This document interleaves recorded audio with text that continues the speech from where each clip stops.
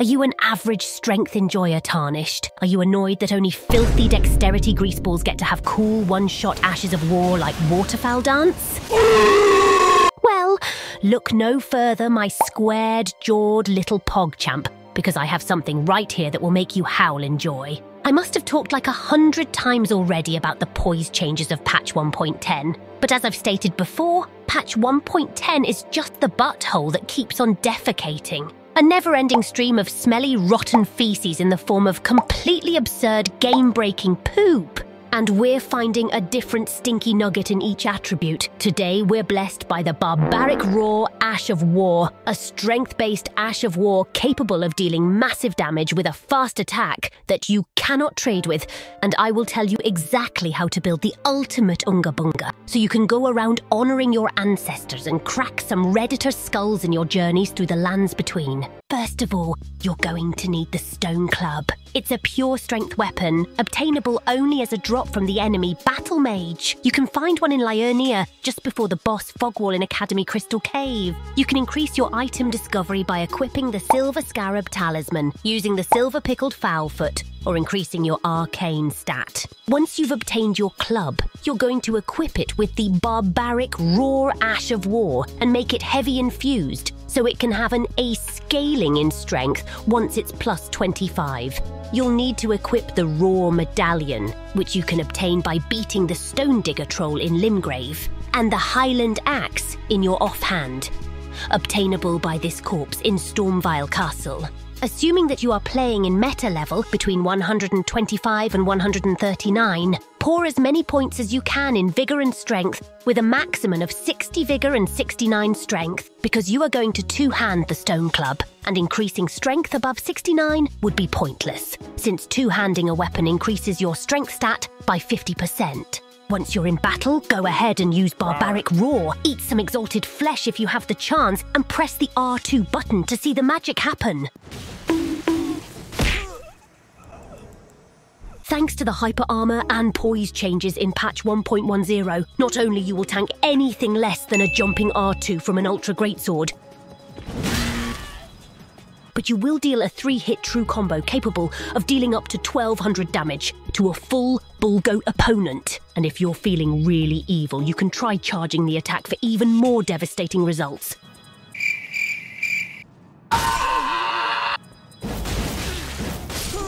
Just a heads up, you don't have hyper armor while you're charging the attack. And it doesn't end there. But wait, there's more. This thing can also poise through Storm Stomp and Waterfowl Dance. And if your enemy has some functioning neurons, making it hard for you to land the Barbaric Raw R2, you should know that the regular R1 attack, apart from coming out at the speed of light, deals a metric frock ton of damage and also has hyper armor. This thing is completely insane in this patch, and I genuinely believe it's one of the strongest builds out there. The sheer simplicity of it and the fact that it's extremely punishing makes it deadly in the hands of someone that knows what they're doing. Although you can also pass the bar by mashing R1 like a monkey too. What a sick joke! It's also incredibly good in PvE due to its insane damage. Normal mobs can be poised through and melted with the enhanced R2, and bosses are not too difficult either, because you can infuse it with bleed and have it inflict blood loss while also dealing big damage. No. It's a really fantastic option for invasions too, since aside from the raw damage of the R1 attack, catching a host off guard with the enhanced R2 is almost a guaranteed win. And if you're feeling a little bit scientific and want to explore a bit further and beyond, try getting the Warped Axe from the Omens in Altus Plateau. Infuse it with bleed, because this particular axe has the same bleed build up as a great axe, and engage in the same shenanigans as the Stone Club. If the bleed procs, it's gonna hurt them as if they stubbed their pinky toe against an industrial furnace. The only downside would be that the axe's moveset is not as good as the Stone Club, and normal attacks will deal a bit less damage due to the bleed infusion. And yes, my little bloated lasagna bowl, I will tell you exactly what to do to deal with this abomination of a build. First of all, the good thing is that no matter how small your attention span is, you will notice the barbaric roar when the enemy activates it. As soon as you do, see if the enemy has either the stone club, the warped axe, or something similar. If you have a big weapon, such as a colossal sword, switch to something fast, because there is no way to outtrade this thing.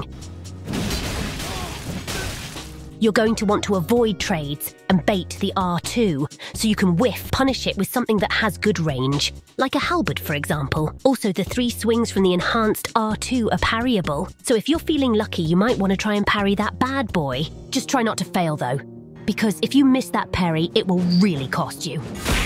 And against the hyper armor of the Stone Club R1, try to be unpredictable with your attacks, since the window of hyper armor of the R1 is a bit small, and realistically the enemy can't R1 on reaction without getting staggered.